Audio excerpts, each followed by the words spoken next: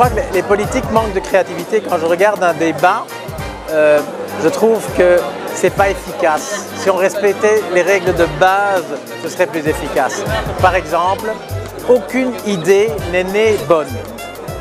Or, j'entends souvent à quelqu'un qui propose quelque chose, oui mais, ça n'a pas de sens, il faut donner une deuxième chance et dire oui et. Et donc il y a quelques règles de base que j'aimerais bien voir utilisées, mais que je ne vois pas. Oui. Les hommes politiques ont de moins en moins de pouvoir. Donc en plus, passer son temps à dessiner cette espèce de mascarade, ou en tout cas cette espèce de pseudo-pouvoir, ça ne m'intéresse pas. Mais on peut soit parler des gens qui subissent les décisions du politique, ou alors les porte-documents, comme on les appelle, les gens qui sont les cabinettards. Je vois que les problèmes politiques n'ont pas tellement vieilli depuis que le monde est monde.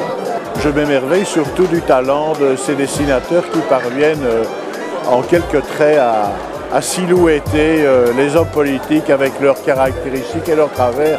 C'est assez impressionnant. Ils ont fêté hier la mort de Léon Degrelle. On voit Rex, c'est quelque chose qui a existé. Mais par rapport à l'affiche, etc., de cette époque, l'affiche avait une importance pour moi qu'elle perd de jour en jour avec les nouveaux médias. Parce que bon, il y a des affiches qui sont vraiment des chocs forts et quand on lit les textes, on se rend compte que la politique et la caricature, ça a toujours été lié. Ce qu'on a voulu faire, c'est percevoir, comprendre comment notre cerveau perçoit des personnalités politiques. C'est pas je te demande ton avis sur une personnalité politique, mais je demande l'avis à ton cerveau qui parle pas. Voilà, donc ça c'était l'idée qu'on a eue. Et donc c'est une sorte de caricature neuronale de la perception de personnalité politique. Ce sont des vernissages qui ont beaucoup de succès parce qu'il y a beaucoup de gens qui viennent, il y a des grandes personnalités qui exposent. Et surtout dans les deux parties du pays. Mijn vader is de stichter van Press Cartoon Belgium, PCB. En wat we altijd proberen te tonen bij Press Cartoon is hoe tekenaars van zowel Vlaamse kant als van Franstalige kant eigenlijk in verschillende stijlen tekenen over een onderwerp dat gemeenschappelijk is. En dat geeft juist vaak heel leuke vergelijkingspunten. J'étais caricaturé par Royer et cette caricature est encore sur mon frigo et ça traite d'une problématique qui est le bruit des avions.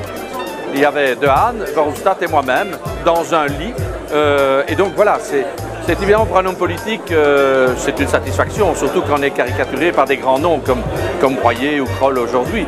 Mais ce que je constate dans cette exposition, c'est qu'en réalité, le message politique est beaucoup plus agressif qu'il ne l'est aujourd'hui. Donc c'était même très violent quelquefois. Quand je vois des faux pleins de sang, enfin vraiment, il y avait de la violence dans les affiches. Aujourd'hui, on cherche plutôt à rassurer les lecteurs. Par rapport à la caricature d'il y a un demi-siècle, ce qu'on voit ici est encore assez gentil. Donc c'était plus cruel, plus dur, sauf sans doute l'assiette au beurre qui est un petit peu plus loin et qui elle, y va. Mais voilà, ceci dit, c'est une remarquable exposition.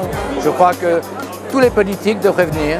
Ça permettrait de perfectionner quelque peu leur culture, qui à certains moments leur manque un peu.